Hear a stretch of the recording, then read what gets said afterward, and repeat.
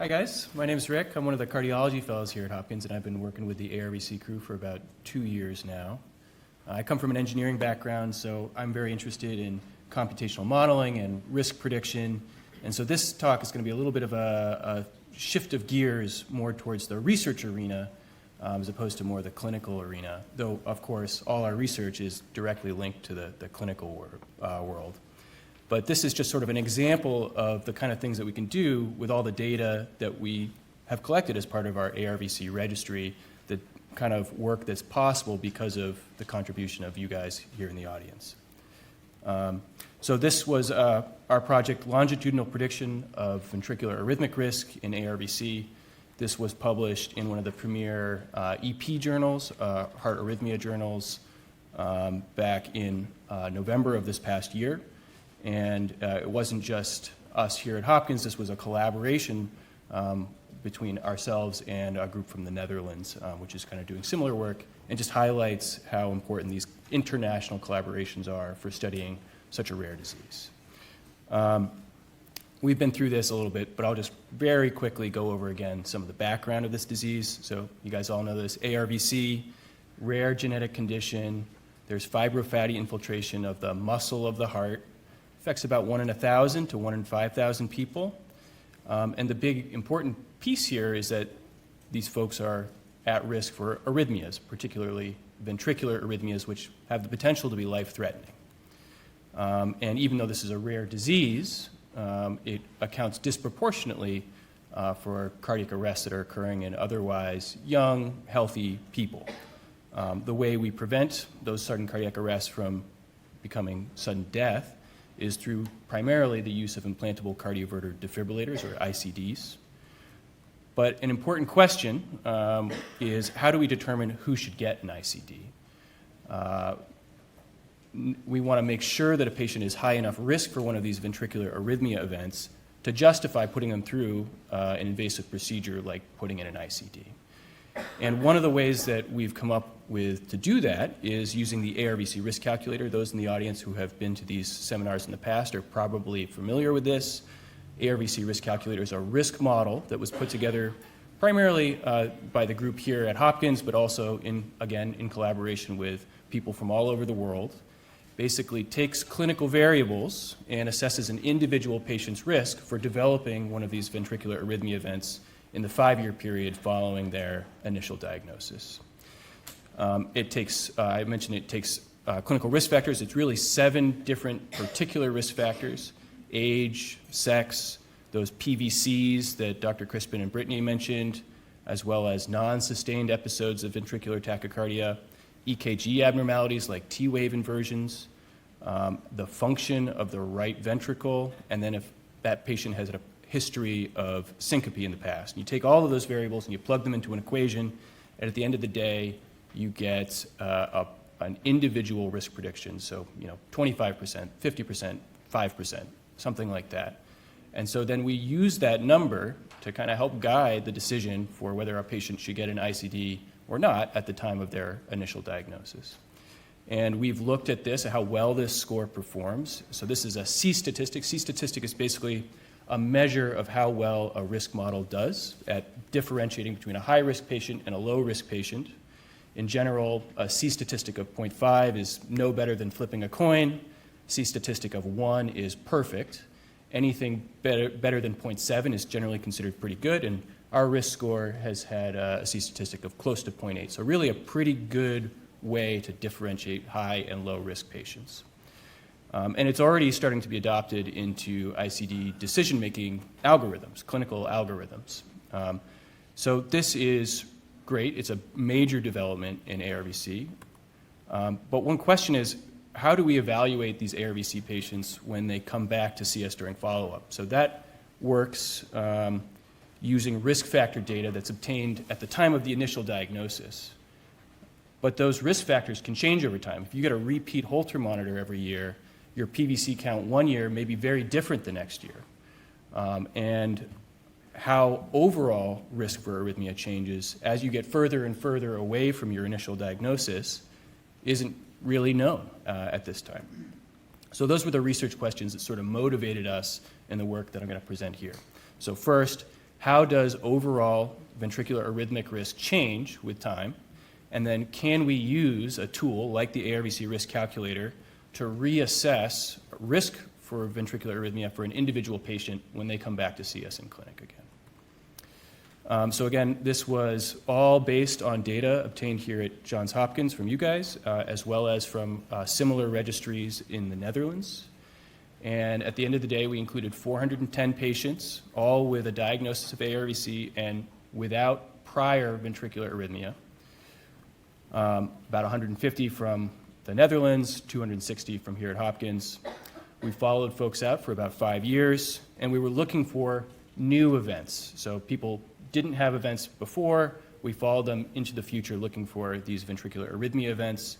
And what we saw is that as we expected, the rate of arrhythmias is relatively high. So around 6% of patients per year, out to 5 years, will have one of these ventricular arrhythmia events. This is a very complicated table. I won't go through all the details here. I'm just going to highlight a couple of points. So the patients included in this study were young. As we know, ARVC patients are diagnosed at a young age. Actually, around 40% of male patients. And the most common mutation or pathogenic variant was PKP2, which we also know to be true. Compared to those patients who did not have ventricular events during follow-up, those that did tended to be younger, were more likely to be male, were more likely to have a prior history of syncope, had more EKG abnormalities, had higher burdens of these premature ventricular contractions on their Holter monitors, had higher burdens of non-sustained ventricular tachycardia, and had slightly worse right-sided heart function. But for this study, we're trying to look forward in time. So we don't just care about people's clinical risk factors at the time of their diagnosis. We want to look at repeat assessments as they go forward in time. So with our cohort, we had about 70% of patients who had had repeat Holter monitors or ambulatory cardiac monitors. We had about 80% of patients with repeat ECGs, 60% with repeat echocardiograms. We also looked at repeat evaluations of what medications people were on. As Dr. Crispin pointed out, the types of medications that people are prescribed can affect whether or not they have these ventricular arrhythmia events. And we looked at exercise history as well in a subset of these patients. So we'll try and answer some of these questions. So how do these individual VA risk factors change over time, and how do, in combination, those lead to overall change in ventricular arrhythmic risk changing over time? So here is the individual arrhythmic risk factors changing over time. We see that on the whole, again, this is patients comparing their burdens of PVCs at the time of their diagnosis compared to farther down the road. Most patients have a drop in their PVC burden as they go forward in time. Most patients have a drop in their burdens of non-sustained ventricular tachycardia as they go forward in time. There is no really significant difference in people's EKG between the time of diagnosis and 5 years of follow-up.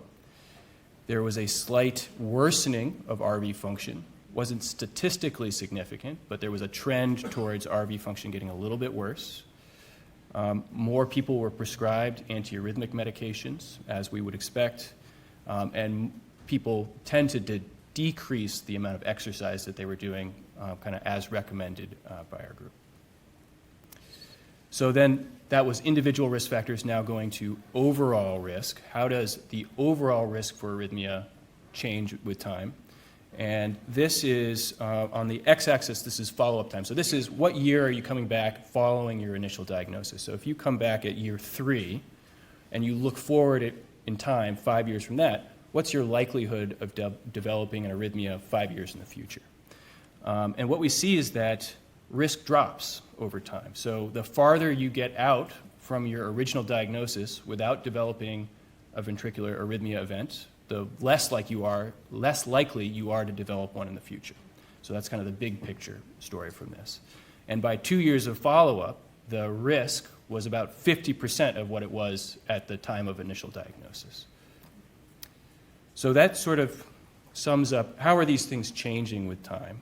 The next thing, again, we wanted to answer was, can we use our risk tools to make these predictions? And this is where things get a little bit complicated. I'm going to try and make it as palatable as possible because there's a lot of kind of math and equations here. But we looked at trying to predict ventricular arrhythmia events in 3 different ways. The first was just using the ARVC risk calculator. We make a calculation at the time of your initial diagnosis, and we use that same risk prediction at every follow-up visit.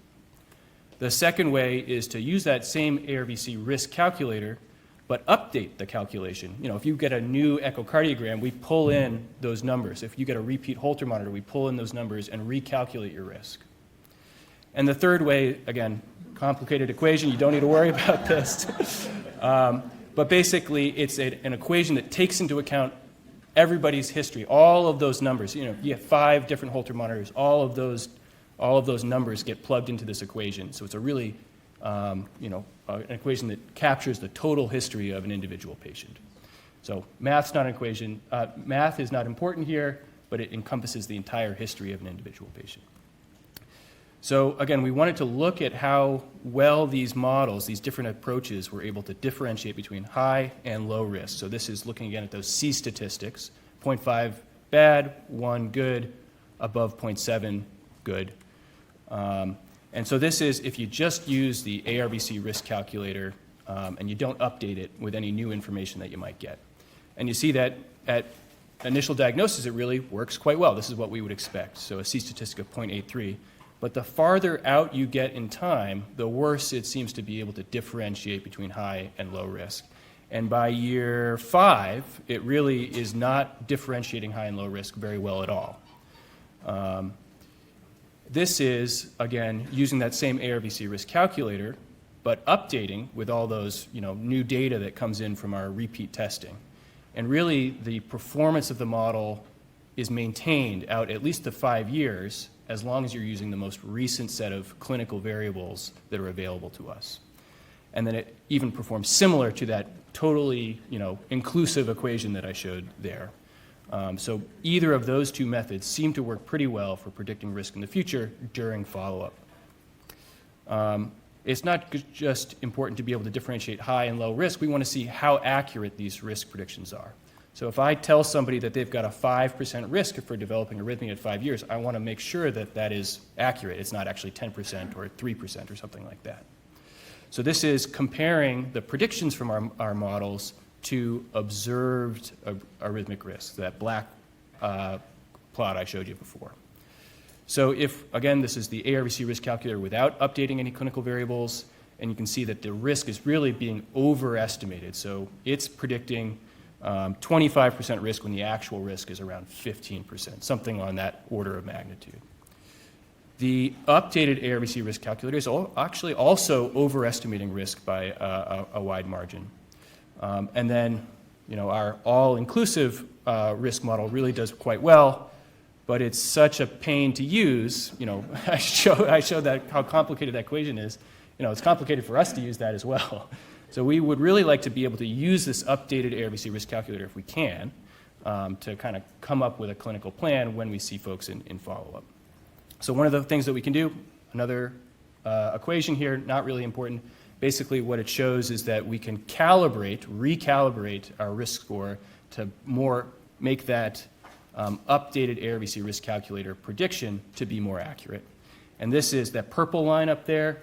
That shows the calibrated risk prediction coming from the ARVC risk calculator after you update it for all the most recently available clinical variables, and it does really quite well. So if you just subtract a known amount from the risk prediction, you can get a pretty good idea of an individual patient's risk. And this works for essentially all of the different risk groups. If you're low risk initially, if you're high risk, if you're medium risk. So basically we can recalibrate those predictions and get a pretty accurate result. So how do we, I've shown a lot of data, how do we interpret these findings? Basically, the first major point that I think I would take away is the longer that you live without having a ventricular arrhythmia event, the less likely you are to have one in the future. So that's good news. The second is that the changes in these arrhythmic risk factors matter. So Dr. Crispin showed some data that if you have a bump in the burden of PVCs on your Holter monitor, that does come with some increased risk. Most patients have decreases over time in those arrhythmic risk factors. But if you do have a change that's in the wrong direction, we should know about that, and we should recalculate your risk in the future.